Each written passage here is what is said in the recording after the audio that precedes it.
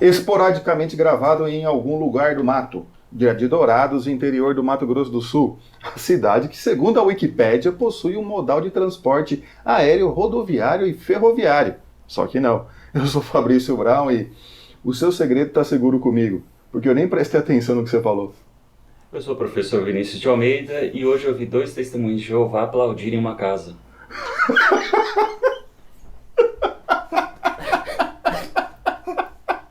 Que frase pagã.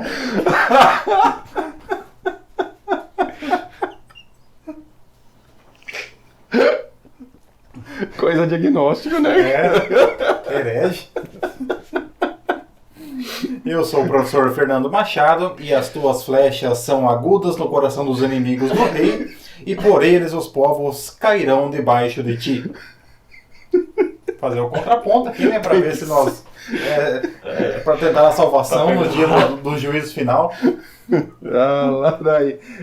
Agora pensando no que ele falou é verdade, né? Faz sentido. Meus amigos, muito obrigado por cada um de vocês que prestam um pouco de atenção no nosso trabalho, dedica uma hora da sua semana para nos ouvir e prestigiar aquilo que a gente tem feito. Agradecemos a todos vocês, nossos ouvintes, e pela força que vocês nos dão, contribuindo com o nosso trabalho e divulgando ele. Aqui também aquele nosso grande abraço ao Paulo Bud, nosso produtor, diretor, que está passando por um momento difícil, mas já está saindo dessa, no próximo programa estará com a gente. E se você está conferindo esse episódio no nosso canal do YouTube, já aproveita, deixa um like aí para o YouTube ajudar a indicar esse vídeo para as outras pessoas e confere também as nossas redes sociais, tanto no Facebook como no Instagram, e acompanha também os episódios passados em outras redes de streaming, como YouTube, Spotify, Google Podcast, Apple Podcast, Deezer e Orelo. E para você, irmão ou irmã, que pretende ajudar na construção da obra do Senhor, você pode adquirir uma das nossas exclusivas canecas, que nesse mês está na Black Friday, né? Então, pergunte-nos como você pode adquirir a sua exclusiva caneca do Direito do Mato.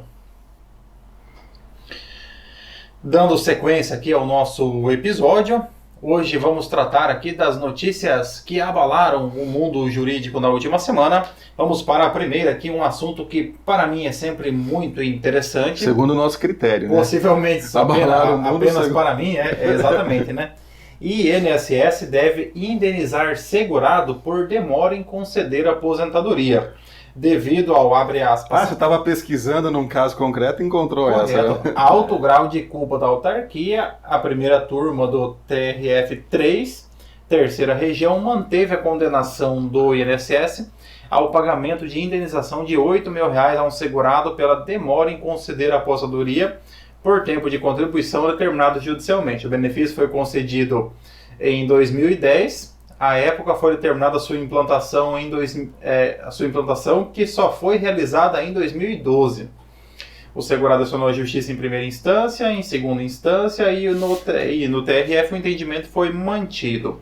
Segundo o relator, o INSS demorou sem qualquer justificativa mais de 2 anos para dar cumprimento à determinação judicial de imediata implantação do benefício em favor do autor, situação que ultrapassa os limites de um mero dissabor, ensejando dano moral passível de compensação pecuniária, ressaltou o desembargador Wilson Zaui Filho, relator do caso. Aqui o mais interessante é que o benefício foi concedido judicialmente em 2010, foi implantado em 2012, ele ajuizou uma ação de dano moral e em 2021 ela foi sentenciada, né? Eu acho a agilidade de todo mundo é impressionante. Agora eu tenho que entrar com uma outra ação contra o Poder Judiciário, porque a indenização demorou também mais alguns anos, né? 9 anos. Realmente. Mas... Por isso que quando as pessoas perguntam assim, o cliente pergunta, mas quanto tempo mais ou menos leva, né? Eu falo, eu não sei. Mas é uma expectativa, eu falo, não sei porque eu vou errar. É muito Por difícil. mais que eu seja assim, né, eu vou errar. E assim, aqui nós temos que ressaltar uma questão, eu verifiquei aqui nos autos, não houve a demora na implantação do benefício, não foi a demora no processo administrativo. Isso, Foi a demora já em fase de cumprimento de sentença, que o INSS foi então intimado para que ele cumprisse, ele foi oficiado para que cumprisse a decisão judicial, concedendo o benefício que foi concedido judicialmente, e no cumprimento de sentença demorou mais de 2 anos para a implantação. Então, primeiro ponto, não é demora no processo administrativo do INSS, e sim demora do INSS em cumprir a decisão judicial. Foi considerado que o prazo aqui de 2 anos, ele é um prazo que ultrapassa qualquer tipo de... que ultrapassa o chamado mero de sabor, né? Que deixe de ser ali uma situação cotidiana e se torna, então, uma situação mais grave passível de indenização. Demora de alguns meses no INSS, infelizmente, são comuns. O processo administrativo ele tem como regra o prazo de 30 dias para ser decidido, desde que ele esteja apto para decisão. Contudo, raramente o INSS acaba cumprindo esses prazos, seja na esfera administrativa, seja na esfera judicial. Nesse caso aqui, só uma questão. O INSS, ele em juízo, ele é defendido pela AGU, então é a Advocacia Geral da União que faz a defesa da Fazenda Pública Federal perante o Poder Judiciário. Posteriormente, a AGU ela vai então solicitar ao INSS, a autarquia previdenciária, que faça os procedimentos administrativos. Então, assim, são duas estruturas distintas. O que normalmente ocorre aqui é algumas dificuldades de comunicação que acabam atrasando bastante a concessão do benefício. Existem poucos procuradores. Os procuradores eles normalmente concentram uma demanda muito grande de processos. Hoje já não há mais postos da AGU na maioria das cidades, hoje eles são centralizados nas capitais, então, e aí a AGU ela acaba entrando em contato com algumas equipes especializadas do INSS que cumprem as decisões judiciais, normalmente servidores que têm também formação jurídica, que acabam fazendo essa interlocução com a AGU, e é um procedimento que acaba sendo normalmente muito moroso. Por mais que haja aqui alguma aplicação de algumas multas, nem sempre o Poder Judiciário também ele acaba condenando o INSS ao pagamento de multas. Nesse caso aqui, houve uma demora exagerada. Se bem que quando nós falamos em benefício previdenciário, qualquer demora é exagerada. Porque a pessoa às vezes estava trabalhando, tinha um rendimento, foi se aposentar e não tem mais nenhum agora. Então, é verba que ela precisa para o seu sustento. Então, 1 mês já faz falta, 2, muito mais. 2 anos, então, nem se fala. E fica nesse sofrimento aí, esperando para receber. E pior, né? Com uma decisão judicial transitada em julgado, que deveria ser cumprida imediatamente. Imediatamente significa, não tem um prazo, é agora que eu tenho que cumprir. E não 2 anos depois, né? Você imagina ali 1 semana, 15 dias, entre uma comunicação para outra, para começar a pagar. Hoje é tudo eletrônico. Tudo bem, 2012 já era eletrônico, né? Acho que 2012 já não era também tanto papel. Não sei se a Justiça Federal já era em 2012. Não, a Justiça Federal não, mas eu acho que o sistema do INSS já era informatizado. A comunicação já era mais rápida em 2012, não é? Não estamos falando de 92, 84, 79. Sim. E a estrutura da AGU é uma das estruturas do Poder Executivo mais digitalizadas que se tem. A Receita e a AGU, né? Porque ela também faz a parte de cobrança, né? Então a PGFN tem essa estrutura, é a mesma. E aí realmente não tem desculpa. Eu acho que não tem desculpa não cumprir no prazo mínimo de 10 dias aí. O prazo hoje é concedido como regra de 45 dias. Nossa, muito tempo. Esse é o primeiro prazo que é dado pelos juízes para que o INSS cumpra a decisão da intimação. Então, é feita a comunicação eletrônica. Se ela não for visualizada 10 dias depois, considera-se então que ela foi, presume-se que ela foi recebida. Depois desses 10 dias, começa a contar o prazo de 45 dias. Eu já tive situações úteis? Em que não, 45 corridos. Dias corridos. Corridos. Já teve situações em que, passado muito tempo dos 45 dias, eu pedi ali a aplicação de multa diária para a autarquia previdenciária, o juiz ele devolveu mais 45 dias para que o INSS fizesse. E ali, foi uma situação que era um auxílio-doença de 8 meses, terminou o período, não foi feito o pagamento do benefício. Depois ele foi feito o pagamento só ao final, o pagamento de todo o benefício, porque passaram-se os 8 meses sem que tivesse sido implantado o benefício. Então são situações bastante desagradáveis, né? Cara, o legal desse tipo de decisão é que, tudo bem que a administração pública ela tem essa vantagem de ter prazos diferenciados por causa de realmente uma Incompetência. Mesmo que tenha toda essa estrutura, não tem como fazer o cumprimento satisfatório, tempestivo das decisões aqui no Brasil. Só que também a gente sabe que às vezes essa incompetência ela também carrega um pouquinho de vontade.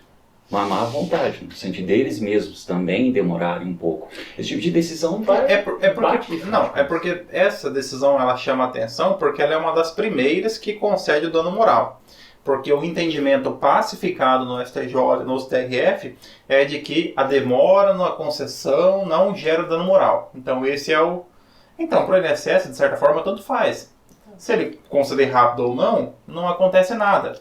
Normalmente, nos casos em que o juiz ele aplica uma pena de multa, na hora que você requer a aplicação, ele acaba dando novo prazo para a autarquia. E a autarquia vai lá e acaba concedendo. Então, se essa decisão, se começa a se alterar um pouco essa visão e o INSS começa a ser condenado de forma reiterada, certamente que a INSS vai estruturar melhor o órgão responsável pela concessão dos benefícios, de modo que você tenha uma prestação jurisdicional mais rápida. Aqui um ponto interessante é que na Justiça Federal, praticamente tudo feito pela própria Justiça Federal. Então a juntada dos principais documentos do INSS acaba sendo a Justiça Federal que apresenta, né? Contestação padrão, quesito padrão, tudo meio padronizado, né? Aí se o segurado tem a sua ação julgada procedente, o reexame necessário já se aplica reexame necessário, então acaba que um processo que nem tem muita participação. O INSS deveria participar na fase de cumprimento de sentença, quando, mais uma vez, ele, como regra, também não participa de forma muito ativa, né? Se essa moda pegar aí, vai mudar bastante a maneira como o INSS, então, age nos processos, né? Eu também acho que não, porque quem vai acabar pagando isso é a União, na verdade, né, que vai pagar. A não ser que o servidor, alguma coisa seja diretamente assim Isso também acontece. E a autarquia começa a fazer a mudar isso. Porque alguém vai ter que responder por essa demora. Isso também acontece. Normalmente os servidores que são responsáveis, eles como regra, eles acabam ali eventualmente sendo responsabilizados por crime de desobediência.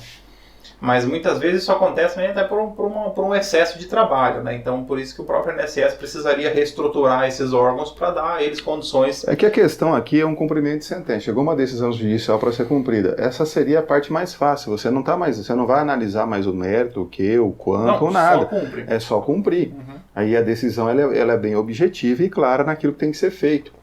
Então, qualquer setor do INSS que poderia centralizar isso, de cumprimento de decisão judicial, poderia dar de agilidade, especialmente nesse momento de inteligência artificial e tudo mais. Normalmente na sentença, ela é feita pela Justiça Federal até um resumo dos principais dados do processo para que seja feita a concessão.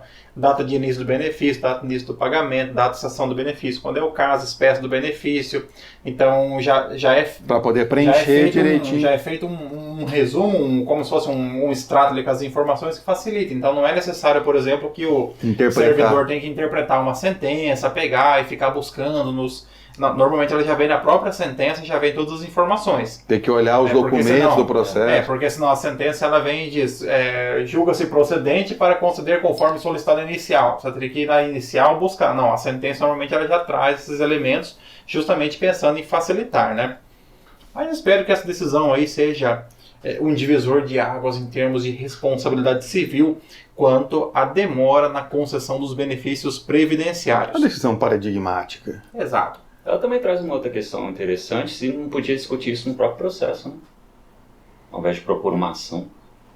Isso aí também é uma outra coisa que dá para aqui, assim, se a demora fosse no processo administrativo, poderia ser levantada na inicial. Aqui foi necessário o ajuizamento de uma outra ação, por quê? Porque o fato gerador, ele surgiu na fase do cumprimento de sentença.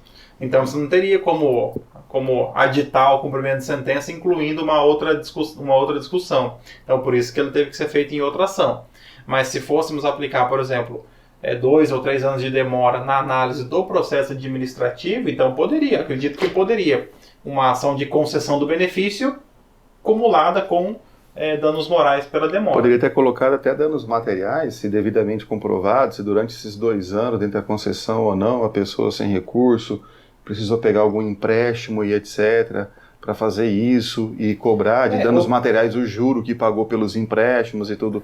Né? Isso seria não o valor do empréstimo, mas o valor dos juros e tudo mais. Mas o que seria um pouco mais viável é a restituição das contribuições, se a pessoa continuou trabalhando, a restituição das contribuições previdenciárias que foram realizadas durante a análise do processo administrativo.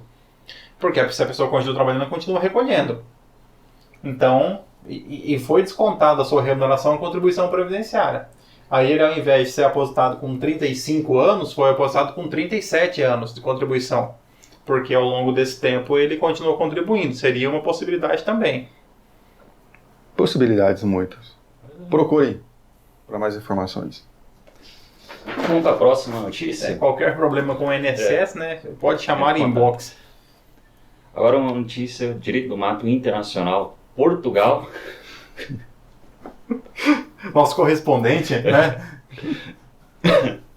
Portugal proíbe chefe de mandar mensagem fora do horário de trabalho. A nova lei busca equilibrar a vida profissional e pessoal dos trabalhadores e atrair nômades digitais para o país. A legislação foi aprovada após o crescimento do home office durante a pandemia do coronavírus, de acordo com o governo do Partido Socialista de Portugal. Segundo as novas regras, os empregadores podem ser penalizados por mandarem mensagens para os funcionários após o horário de trabalho e serão obrigados a pagar um aumento de despesas com o trabalho em casa, como conta de luz. Outras normas também foram implementadas. Os empregadores foram proibidos de monitorar seus trabalhadores em casa e em reuniões com a chefia devem ocorrer presencialmente a cada 2 meses para impedir o isolamento. Entre aspas, o teletrabalho pode ser uma virada de jogo se lucrarmos com as vantagens e reduzirmos as desvantagens. Consideramos Portugal um dos melhores locais do mundo para nômades digitais e trabalhadores remotos escolherem viver. Queremos atraí-los para Portugal, afirmou a ministra do Trabalho e Segurança Social. Nômades digitais. Essa ideia dos nômades digitais que eu percebi, realmente Portugal é um país que vem atraindo bastante gente. Pessoas realmente de outros países que ficam uma temporada, por exemplo, em Portugal, trabalham e retornam e ainda mantêm um vínculo de emprego. Até porque, por causa da pandemia, fortaleceu de fato esse negócio de home office e conseguiu demonstrar que, por exemplo, uma empresa aqui no Brasil pode contratar um cara lá de outro país, né? Ou uma empresa do país pode contratar a gente também, fiquem à vontade, a gente está aí à disposição. Né? Sempre sobra um tempo livre, domingo. O que a gente faz domingo? Né? Da meia-noite às 6. A gente está aí para trabalhar. É horário comercial, né? Em algum lugar é horário comercial, não tem problema nenhum. Mas é bastante interessante isso, o teletrabalho, porque a partir de 2017 passou a ser regulamentado também no Brasil, né? Não que fosse proibido, nunca foi proibido o teletrabalho, o chamado home office, né? Mas eu até prefiro o teletrabalho, acho mais interessante, parece que a gente trabalha na televisão. Só que tudo é importante ser regulamentado no nosso país. O fato de não ter regulamentação traz muita insegurança jurídica, porque você joga tudo para o judiciário e cada juiz pensa de uma maneira até que algum tribunal superior resolva, né, pacificar a questão.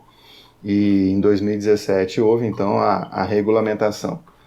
E questões diversas surgiram que, de certa maneira, tentaram. Por exemplo, no Brasil tentaram discutir, eu acho um absurdo isso, a indenização da empresa por lesão por esforço, como é que é? Esforço Repetitivo, mas não é doença ocupacional relacionada ao trabalho. A má postura. A esforço repetitivo é uma coisa, é a doença ocupacional relacionada ao trabalho. Que é a má postura da pessoa que trabalha em casa, ela tem uma boa cadeira, tem uma mesa, tem um não sei o que, mas ela senta virada no giraia, assim, tudo de ponta cabeça, né? Então, mas daí a culpa é da pessoa. pela lei, o que tem que fazer o empregador? Ele tem que dar uma cartilha, um manual, uma videoaula, tal, um treinamento na empresa de qual que é a melhor postura, a altura da cadeira, a altura do monitor, o teclado, o mouse e tal, para poder trabalhar. Mas como ele não pode ficar fiscalizando, igual na firma, né, você tira essa responsabilidade dele. Já tem ações querendo responsabilizar o empregador que a pessoa no teletrabalho estava com dor nas costas. Até na própria CLT está previsto isso, que não tem essa fiscalização. Então não tem. A única coisa, ele tem que dar orientação. Mas acho que mais absurdo que isso são algumas ações buscando acidente de trabalho em home office. Também. A pessoa arrebentou a tira do chinelo, tropeçou em casa e caiu e estava no horário de trabalho. Horário de trabalho, então trabalho. Se tivesse na empresa ia estar de tênis, sapato fechado, não sei o que, estava em casa, o cachorro correndo de um lado para o outro, a criança não sei o que, tropeçou em cima do filho, caiu, bateu a cabeça na quina da TV. É assim, o home office, eu acho, ele não é nem vantajoso ou não, ele é de cada pessoa. Ele pode ser muito vantajoso para determinada pessoa ou não para outra. Para quem tem a possibilidade de ir em casa, ter um local em que ela possa realizar sua atividade e que para ela fazer a mesma coisa, ela teria que se deslocar, sei lá, 40 minutos, 1 hora para chegar no local de trabalho e depois voltar essa 1 hora, ela acaba economizando esse tempo todo, trabalhando e tendo essas 2 horas do dia para outra coisa, a não ser o deslocamento. Então, assim, e já para outras pessoas que não têm essa possibilidade, é melhor ir até o local de trabalho, trabalhar e etc. E voltar para casa. Então é muito particular de caso a caso. E nós temos uma dificuldade muito grande no Brasil, porque, como regra, a Justiça do Trabalho ela acaba complicando tanto algumas questões que poderiam ajudar o trabalhador, que a empresa acaba ficando com receio e não implanta. Por medo de ser responsabilizado. Por exemplo, o teletrabalho, eu acho que é algo excepcional. Para mim é algo que funciona tranquilamente, na minha realidade. Mas eu tenho certeza que o empregador dificilmente vai implantar. Por quê? Porque ele acaba assumindo alguns riscos dessa insegurança jurídica e logo a empresa então para prevenir uma potencial ação judicial, ela vai dizer não, vamos trabalhar aqui normal. A CLT, de certa forma, ela ainda em que pese várias reformas já foram feitas, mas ela ainda é como se ela fosse feita para o operário que vai todos os dias para a fábrica, trabalha na fábrica na Fábrica Nacional de Motores, então ele trabalha na linha de produção, nas esteiras. Fabricando Fenemê, é isso? Ele trabalha lá das 7 às 11, da 1 às 5, retorna para o seu trabalho com o seu macacão e a sua chave de... ainda a CLT tem muito disso, né? Ela acaba não recebendo algumas outras formatações que poderiam ser muito vantajosas. A CLT às vezes esquece que o filho do empregador estuda na mesma escola que o filho do empregado, porque ele tem uma visão também do empregador, como se fosse um grande... Ela foi pensada nesse sistema do industrial e tal, que tinha um empregado. Daquele galpão têxtil que as pessoas vão trabalhar, na confecção. E assim, por exemplo, se a pessoa vai trabalhar no teletrabalho, então a empresa tem que fornecer ali a internet, ela tem que ter ajuda de custo. Mas e se a pessoa vai trabalhar na empresa? Então a pessoa acaba economizando esse deslocamento que ela teria. Eu acho que assim, vamos pensar. Então a empresa ela fornece vale transporte, paga ali para o empregado R$180 de vale transporte por mês, etc. A pessoa opta então pelo teletrabalho. O que seria o adicional de internet, o adicional de energia, né, que a pessoa vai usar na casa dela? Vai ser menos do que o vale transporte que ela receberia, que ela vai gastar ali, né? Porque ela também não tem essa despesa, ela tem uma economia de tempo. Nem que a empresa pague, eu acho justo, naquele momento ela está trabalhando, né? Acho justo pagar. Agora, uma coisa interessante do teletrabalho, e aí ficou muito bagunçado, né, de algumas empresas, e se perdeu esse controle, é justamente o horário de trabalho. Quando começa o trabalho e quando termina. Porque quando você vai para o local de trabalho, você chega, trabalha, tem horário de intervalo, continua a trabalhar e vai embora e acabou. né? A não ser que você seja um cargo de confiança, gerente, diretor, que daí você não acaba o trabalho, né? Você chega antes e vai embora depois. Mas no teletrabalho há uma confusão. E a tecnologia da informação, WhatsApp, Messenger, e-mail, não sei o que, bagunçou mais ainda essa questão de se comunicar, de mandar mensagem. Porque às vezes não é nem má fé do chefe. Ele quer só, sei lá, já dar um recado para a equipe, mandar um negócio porque ele lembrou para no outro dia de manhã todo mundo fazer. E ele tá lá, lembrou do negócio, 11 horas da noite, manda uma mensagem para todo mundo. E a pessoa está descansando, tá não sei o que, pá, e olha aquela mensagem e é trabalho. E alguma coisa que ela está envolvida naquele projeto e tal. Ela já começa a pensar naquilo e tudo mais. Às vezes no grupo paralelo que o chefe não tá, já começa a discussão e como é que vamos fazer e tudo, reunião amanhã cedo. E você faz aquilo que a pessoa... não permite que a pessoa se desligue um pouco do trabalho para realmente descansar dele. Porque a própria CLT fala... que você tem que ter um intervalo mínimo entre uma jornada e outra de 11 horas. Por mais que você faça hora extra, né? Você faça hora extra, entre terminar uma jornada e começar outra, você tem que ter 11 horas de intervalo, para você poder realmente descansar. É claro que você tem mais, mas digamos que você faça hora extra, depois comece no outro dia mais cedo e tal, mas tem que respeitar as 11 horas. Esse excesso de comunicação do trabalho, o grupo de trabalho da empresa, não sei o quê, acaba que impede que o empregado realmente descanse, se desligue, fique com a família em paz, ou simplesmente vá dormir. Então é isso. E pior, também tem uma coisa que eu estava lendo recentemente, é uma coisa cultural nossa, e aumentou com esse período de pandemia, o que o brasileiro mais usa na internet são justamente aplicativos de comunicação. Então já é parte da nossa cultura, por exemplo, essa comunicação até em qualquer horário. E às vezes até o chefe ele faz isso de forma cultural. Não porque de fato é uma cobrança, que às vezes é tão cultural para ele mandar mensagem para o funcionário assim, às 8, às 7, uma hora depois que acabou a jornada. Nas empresas que eu já atendi, um dos primeiros itens que eu coloco é que tem que ser respeitado o horário de trabalho para comunicação. Então, se caso os seus funcionários tenham ali um eventual grupo, que eles fazem a troca de comunicação, mas que aquele grupo que é utilizado para fins de trabalho, que ele tenha horários correspondentes à jornada de cada um. Então, e que as demandas pessoais sejam encaminhadas para o WhatsApp pessoal do funcionário. Então, por exemplo, por mais que vamos pensar assim, nós três estamos em um grupo, então o chefe solicita algo para o Fabrício.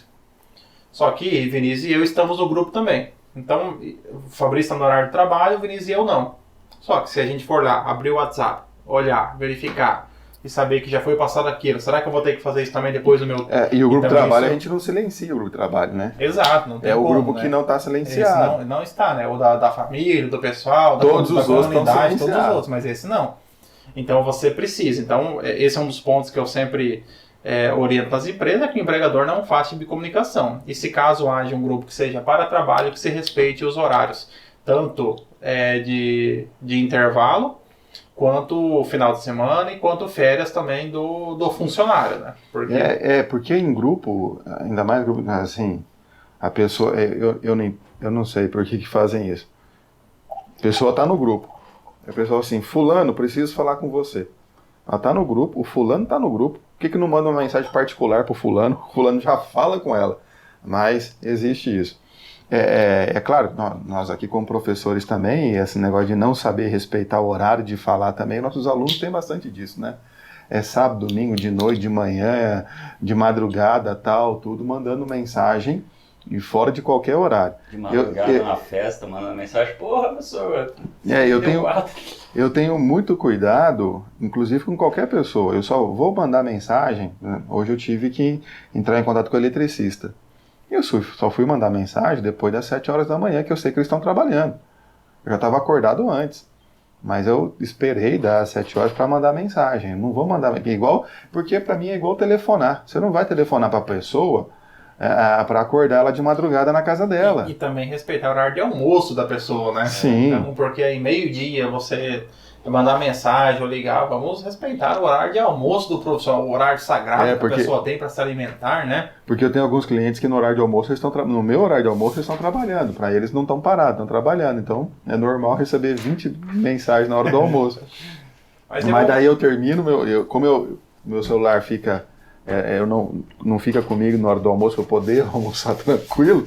E daí depois eu respondo ele. Eu, como acordo cedo, eu almoço cedo também, né? Então 11h15 mais ou menos já estou almoçando. E a boia fria é assim mesmo, né? O cara já vai com a boia para a empresa e já almoça lá mesmo. Já almoço cedo. Mas o teletrabalho é interessante, que traz essas questões assim que todo mundo achava que seria muito mais fácil, mais simples e tal, e no dia a dia a gente vai percebendo que é um pouco de educação, né, de bons tratos e tudo mais, né? Eu acho que isso, com o tempo, e no Brasil, eu acho que no mundo, a pandemia ela aproximou e trouxe mais possibilidades. Se eu não me engano, eu acho que o Poder Judiciário é o que mais tem se utilizado teletrabalho, né? Poder Judiciário, a advocacia pública. É uma tendência, assim, em termos de serviço público, é uma tendência porque aqueles órgãos que não atendem diretamente o público, então para esses órgãos acaba onerando o serviço público com a manutenção de prédios, de estrutura, de internet, de vigilância, empresa terceirizada de limpeza, estacionamento, então café, tudo. Então assim, para esses cargos que não atendem diretamente o público, acaba sendo benéfico que você tenha o teletrabalho, porque o trabalho pode ser prestado em qualquer lugar. E normalmente a pessoa que está em teletrabalho acaba trabalhando mais do que aquela pessoa que está trabalhando no presencial, quando a pessoa tem uma atividade que permite que ela desenvolva, que seja compatível com o teletrabalho. Então, para o serviço público é uma realidade. Seria interessante que o poder público desenvolvesse mais, implantasse mais o teletrabalho justamente para economizar. Então, por exemplo, se hoje você tem ali um determinado, vamos pensar numa procuradoria, uma procuradoria que tem ali 30 procuradores. Então hoje você teria que ter, para esses 30 procuradores, você teria que ter ali talvez 60 salas, 30 para cada um e mais 30 para o assessor, ou pelo menos espaço para 60 pessoas. 60 ainda pessoas. que eles compartilhassem ali as salas em pequenos grupos. Mas né? 60 mesas, 60 computadores. Então são 60 mesas, 60 ar-condicionado para tudo. Internet que suporte tudo isso, empresas terceirizadas. Então se você tem, por exemplo, ao invés de ter espaço para 60 pessoas, que você tem então espaço para 20 pessoas e eles se alternem com demandas presenciais e teletrabalho, então você consegue reduzir essa estrutura. Você faz alternância porque tem que ter gente para atender o público. Não só isso, né? Eu acredito assim que o presencial também ele tem um papel importante, como aqui a própria notícia reconhece, trabalhadores ali para evitar o isolamento, evitar que a pessoa possa ficar ali até desconectada do dia a dia da empresa, né? Ou do serviço público. Então seria interessante que a pessoa ficasse mesmo em rodízio, por exemplo, 3 dias em casa, 2 dias no presencial, até para que ela possa ter contato também em algumas reuniões. Então, melhor, né? 2 meses, 1 mês, porque daí a pessoa pode morar na praia. Exatamente, né? Pode ser. Isso depende aí de cada. Isso dependeria da organização interna de cada órgão ou entidade. Mas isso tende a acontecer. Já está acontecendo, já está surgindo. Diversas empresas, assim, que. As próprias empresas da iniciativa privada, elas passaram a adotar isso e funcionários, e perguntaram para os funcionários se eles queriam voltar ou não. Alguns queriam voltar, outros não, outros queriam parcialmente. Eles reajustaram nesse sentido. Porque para outros falaram, por que você não quer voltar? Porque eu acabei vindo para tal cidade e estou trabalhando daqui e está dando certo. É melhor para os meus filhos, tem escola perto, tem tudo perto, eu consigo cuidar de tudo, antes era muito difícil, tinha muita despesa, diminuir despesa tendo assim, né? Você vai morar num lugar que é perto da escola, perto do mercado, tu perde tudo. E aí pro outro falou, não, eu gosto porque eu gosto justamente de me interagir com pessoas e tudo. Outro, não, eu gosto mais ou menos. Um pouco em casa, um pouco aqui. E as empresas foram se adaptando. É claro que tem, igual daquela, a gente leu da notícia da padaria. A padaria não tem como ter home office. Né? Tem atividades que são essencialmente presenciais. O home office é para aquilo que pode ser, para tecnologia e tudo mais. Mas é o mundo, né? Vamos para Portugal. No serviço público também, né? Saúde, segurança pública não tem como ser home office, né? Não tem. Então aí, né? Mas assim, outros serviços poderiam ser feitos home office. Questão de INSS, muita coisa pode ser home office, Receita Federal, tudo mais. É isso aí, gente. E a nossa outra notícia aqui sobre Adriana Ferreira Almeida, a viúva da Mega Sena, amargou uma nova derrota na justiça. Semana passada, o desembargador Najib Filho negou um pedido liminar da defesa de Adriana para invalidar o exame de DNA feito por Renata Sena, filha do ex-lavrador René Sena, assassinado a mando de Adriana após ganhar a Mega Sena em 2007. A viúva queria impedir Renata de receber sua parte na herança por ser filha legítima do ex-lavrador. Depois de 14 anos de disputa nos tribunais, a justiça finalmente determinou que a filha de René Sena receba metade da fortuna do pai, aproximadamente 43 milhões ela vai levar para casa. O valor será depositado na conta de Renata, que foi efetivamente considerada a herdeira legítima do milionário, após os recolhimentos dos impostos pelo Estado, ou seja, vai pagar o ITCD em cima de 43 milhões. O Estado de algum lugar no Brasil aqui vai ficar muito faceiro, né? Imposto de renda também, né? Não, é o ITCD só. ITCD. ITCD. Cada transferência. Esse é o imposto. Qual que foi a briga da herança? Primeiro, existia o herdeiro da Mega Sena, deixou um testamento favorecendo. Foi o seguinte, o cara ganhou na Mega Sena, era um pobre, coitado, não tinha nada, assim como feio. Nós. Isso, nós Feio, três aqui, um assim pobre, como nós. coitado, feio como nós. Solteiro, né, ganhou na Mega Sena. Uma moça nova, bonita, colou nele. Se apaixonou. O amor, você não sabe. Ele se apaixonou o amor, ele e chega. fez um testamento deixando metade para Adriana. Só que a Adriana mandou matar ele, né? Por conta disso, ela foi julgada indigna, o testamento foi anulado e aí prevaleceu um testamento anterior que ele tinha deixado metade para os irmãos.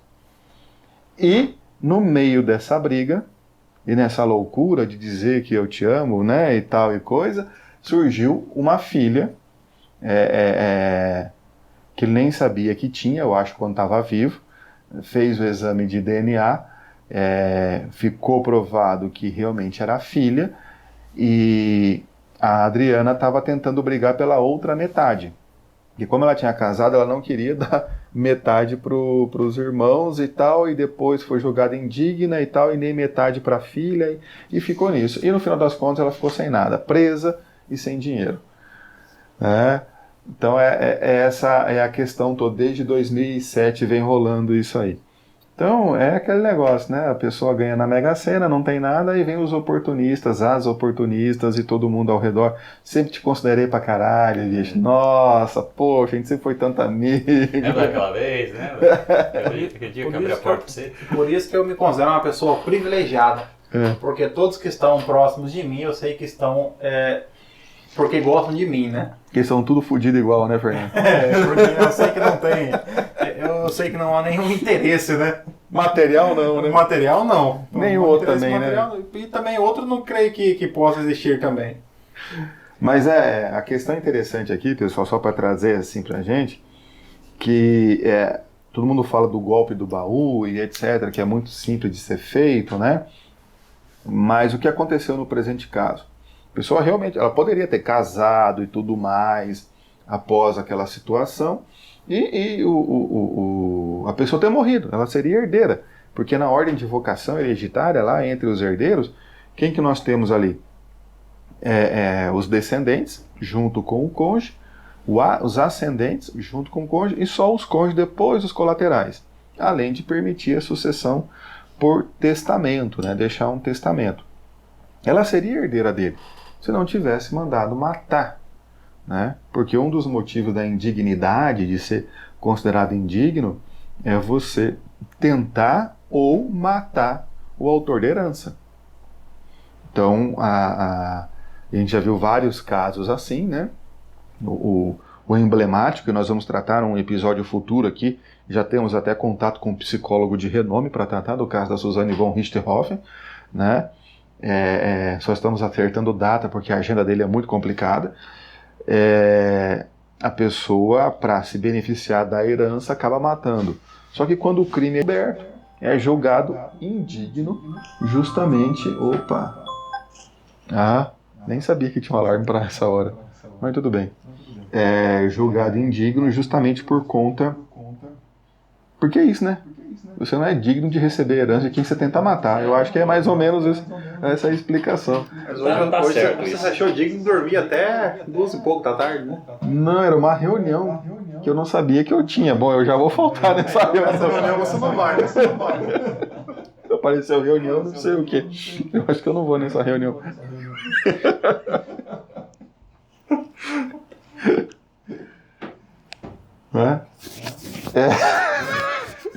Perdi o nosso assunto. Estava falando sobre o indigno, né? E uma coisa que eu fico pensando também, que essa mulher, no final das contas, prejudicou todo mundo. Porque, como isso teve que se judicializar, então o acesso, por exemplo, à herança deve ser bem restrito, né? O processo da instrução. Eu acho que a única deles vai. Eu acho que. Eu sei que não é muito. É pouco cristão da minha parte falar isso, né? Que alguém se beneficia da morte de outrem. Mas pra filha foi benéfico, né? Mas daí também tem uma coisa, se os irmãos receberam, aí eu acho que eles vão ter que, pelo menos, prestar contas, né, de quanto está o valor. Mas é o testamento, né? Eles receberam metade, então por testamento tá certo, né? Você sabe, tá lá. Para os irmãos também foi bom, vai que algum irmão nem gostava dele. Ele deixou metade para os irmãos, então a gente pode deixar por testamento metade do patrimônio. A outra metade, que a viúva estava brigando para não ir, é para a filha, para ficar com ela.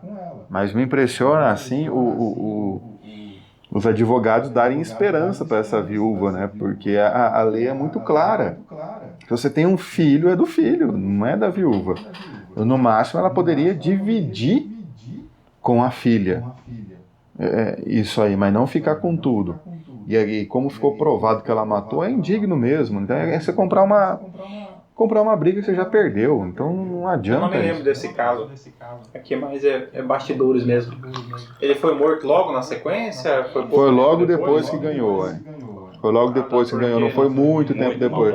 Porque não deu tempo nem de gastar um pouco do dinheiro e já... Se eu não me engano, ele era até cadeirante e tudo. Era um cara bem fodido da vida. E aí a moça, assim, até se olhava assim, novinha, bonitinha, tal, tudo, por que se encantou? Né? Não se encantou antes pelo rapaz? Porque você tem que acreditar no amor. Eu acredito no amor. O amor prevalece. Tem amor pela pessoa, tem amor pelo dinheiro, tem amor pela ganância, tem amor por tudo. Nós que somos um pouco incrédulos. Porque o valor é impressionante. Normalmente as pessoas que acabam ganhando, pouco tempo depois elas já acabam desfazendo parte do valor, né? Então, como o valor, acredito que o que ele tem recebido ficou quase que na íntegra, então ele não teve nem tempo de... Eu acho que o único problema aí é eu não ser o advogado da filha dele. E essa é a parte Ou dos irmãos? Se bem que os irmãos, se for muito, dividiu, mas da filha seria bom, né? Mas se dividir, se a outra metade é 43 milhões, dá dividindo, se é advogado de todos. Nem que fosse 10 filhos, 10 irmãos. Não tem problema, Tem não. uma pesquisa que foi feita nos Estados Unidos que mostrou que o tempo de vida útil de um ganhador de loteria é 5 anos. Que doideira isso, né? Sabe o que eu achei legal dessa notícia? É que tem um... Mas é causar mortes, tem na pesquisa também? Fica na média, né? Uma das maiores causas de morte é overdose. Overdose, DST, depois é o quê? Eu acho que é assassinato. Né? Pode ser homicídio, né? Sabe o que eu achei legal dessa notícia? Acidente de carro? Não, eu ia falar um besteira. Overdose, Podia ser os três, DST, overdose e acidente de carro. Sabe o que é legal? Que tem um tipo de efeito, entre aspas, repristinatório de testamento, né? Porque se ele fez 2, né? Aí o primeiro era pro irmão, aí o segundo envolvia o amor mulher, da vida dele. E aí foi nulo, salvou o primeiro, né? Porque é a mesma questão do testamento para a lei. O testamento novo revoga o antigo. Então, se o novo morre, fica valendo o antigo. Então, você vai fazendo isso. E a de última vontade é assim, você faz o testamento, você vai fazendo outro que vai revogando o anterior. E aí é desse jeito. Um efeito repristinatório. Bom, Da aula de ED serve para alguma coisa, em algum lugar da vida. com o efeito repristinatório do professor Vinícius, nós encerramos mais um episódio do Direito do Mato. Gostaria aqui de agradecer a você que esteve conosco por mais esse episódio. Pedir para que você curta, inscreva-se, compartilhe, divulgue para os seus amigos, se você gostar, né? Se não gostar, divulgue para os seus inimigos. Mas divulgue. O importante é que divulgar.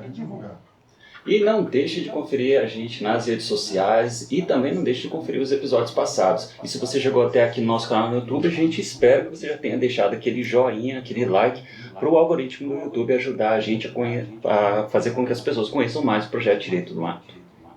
Comente também, porque ajuda bastante. Imprima lá no nosso Linktree, lá no Instagram, o folder para você entregar no final da missa. Você acaba concorrendo a um Ford Ka sorteado por alguém no Instagram que não somos nós.